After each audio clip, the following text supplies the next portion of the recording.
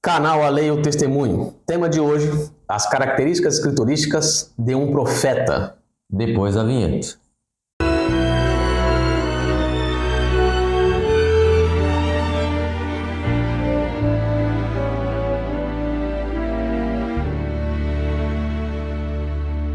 Hoje nós vamos falar sobre as características escriturísticas do verdadeiro profeta.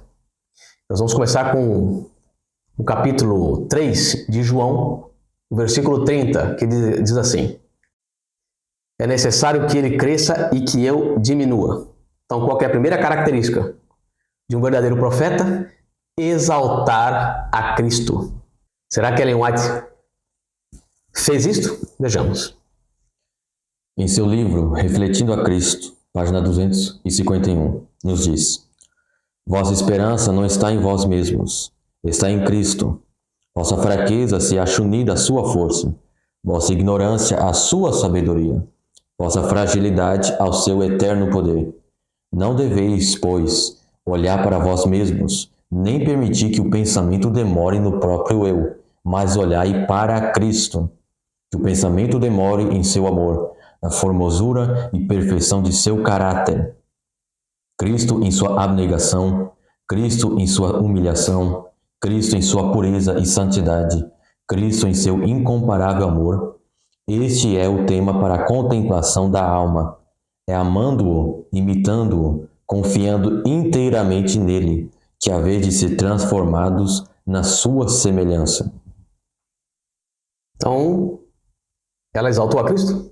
Com certeza. Sim, exaltou a Cristo. Mas vamos deixar aqui pelo menos 6 livros onde a serva do Senhor exalta a Cristo. Quais são esses livros? Nós temos Caminho a Cristo, Cristo em seu santuário, O desejado de todas as nações, No deserto da tentação, Vida de Jesus e Parábolas de Jesus. Então, ela cumpriu mais um requisito das Santas Escrituras, que é exaltar a Cristo. Qual seria a próxima característica do verdadeiro profeta? Que diz assim, Isaías capítulo 8, verso 20. A lei é o testemunho. Se eles não falarem segundo esta palavra, é porque não há luz neles. Segunda característica, exaltar a Bíblia, exaltar as Santas Escrituras. Será que Ellen White fez isto? Em Primeiros Escritos, página 78, recomendo-vos, caro leitor, a palavra de Deus como regra de vossa fé e prática. Por essa palavra seremos julgados. Nela, Deus prometeu dar visões nos últimos dias, não para uma nova regra de fé, mas para conforto do seu povo e para corrigir os que se desviam da verdade bíblica. Em Carta 130, de 1901, o Senhor deseja que estudeis a Bíblia. Ele não deu alguma luz adicional para tomar o lugar de sua palavra.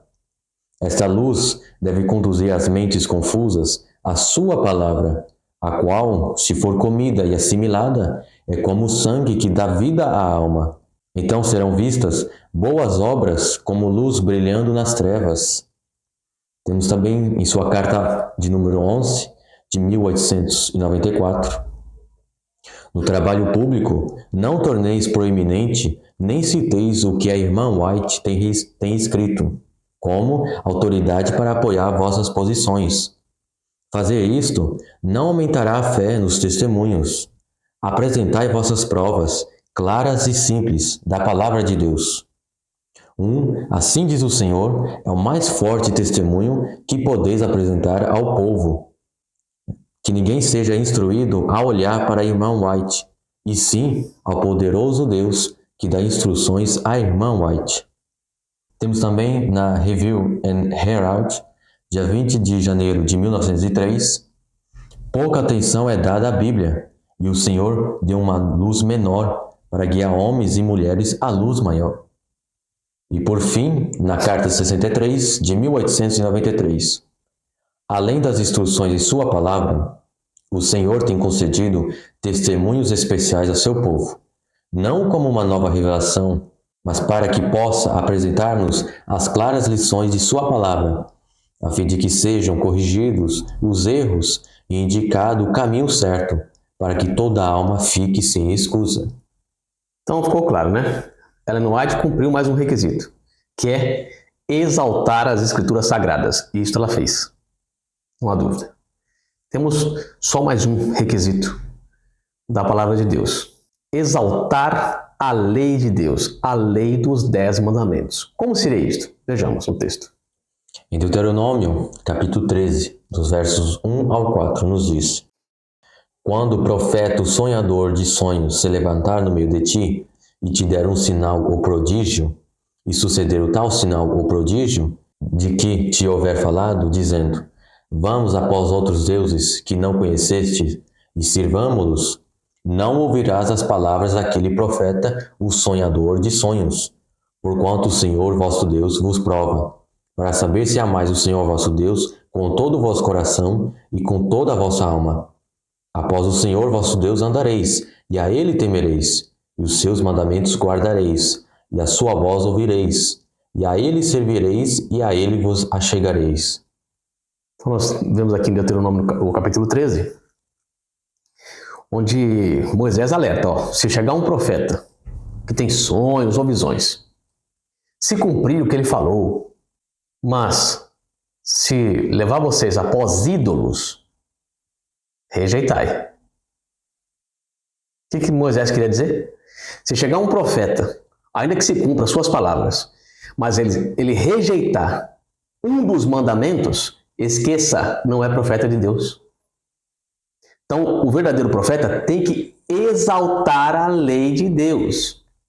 Até mesmo o sábado. Será que Ellen White fez isto? Vejamos. Ela nos diz: os 10 santos preceitos proferidos por Cristo no Monte Sinai foram a revelação do caráter de Deus e deram a conhecer ao mundo que ele exerce jurisdição sobre toda a herança humana. Essa lei dos 10 preceitos, do máximo amor que se pode apresentar ao homem, é a voz de Deus falando do céu às pessoas, em promessa: façam isto e vocês não ficarão sob o domínio e controle de Satanás. Não há uma negativa nessa lei, embora assim pareça. E façam isto e viverão. Tem mais uma outra citação, que é no Poder do Espírito Santo, página 86, pode ler. Um verso diz: dedo de Deus, e o outro, Espírito de Deus. Deus escreveu com seu próprio dedo sobre as tábuas de pedra, e declara que escreverá seus mandamentos em nosso coração, não com tinta, mas com o Espírito do Deus vivo. Isso foi profetizado quando ele os escreveu sobre pedra. Além disso, assim como ele os escreveu em pedra, agora os escreve com seu Espírito. E sua escrita em nosso coração deve ser tão eterna quanto sua escrita na pedra. Aquele que faz a vontade de Deus permanece eternamente. Aquele que guarda suas palavras nunca morrerá. Então, entendemos aqui que ela também exaltou a lei de Deus. Então, tem que exaltar a Cristo, exaltar a Bíblia e exaltar a lei de Deus. E isso foi provado que realmente ela cumpriu as características exigidas pelas Santas Escrituras. Um pouco mais. Nós recebemos o nome de Adventista do Sétimo Dia. Sabe quem deu esse nome? Deus. Através de quem? De Ellen White. Quando estava para escolhermos o nome da igreja, uns queriam um nome, outros queriam outro nome, e ela disse: não, é Adventista do Sétimo Dia. Será de grande significação para todas as pessoas do mundo. Então vejamos.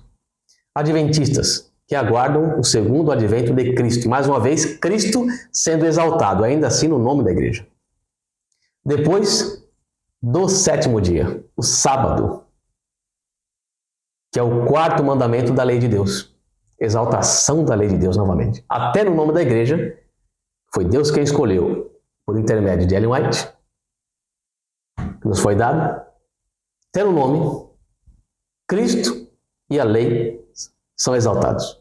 Então não há dúvida, Ellen White realmente cumpriu todos os pormenores e as características de um verdadeiro profeta. Por isso nós a aceitamos como profetisa do Senhor, mensageira do Senhor, enfim.